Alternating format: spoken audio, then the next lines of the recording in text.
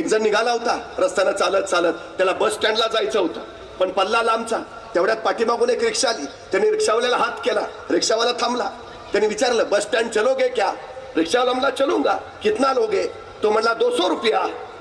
अरे अरे भरपूर 200 भरपूर झाले, नको जा. बस स्टँडवर जायला 200 रुपये म्हणल्यावर तो नाहीच म्हणला. रिक्षावाला पुढे निघून गेला. हा मात्र चालत राहिला. अर्धा तास चालून गेल्यावर परत तोच रिक्षावाला त्याला येताना दिसला. मग त्यांनी परत रिक्षा थांबवली. थांब थांब थांब, आप बस स्टँड चलोगे क्या? म्हणला, हा. कितना लोगे? रिक्षावाला म्हणला, 400 रुपया. 400 रुपया? अरे मगाशी तर म्हणला होता 200 रुपये. 200 रुपये म्हणल्यानंतर मी अर्धा तास चालतोच आहे, म्हणजे अर्धा अंतर तर काटलं असेल. मग आता 200 चे 400 कसे? आता तर अर्धा अंतरच राहिलं असेल ना, मग 400 कशाचे? रिक्षावाला म्हणला, साहेब तुम्ही बस स्टँडच्या विरुद्ध दिशेनं चालत आलाय. दिशा फार महत्वाची असते.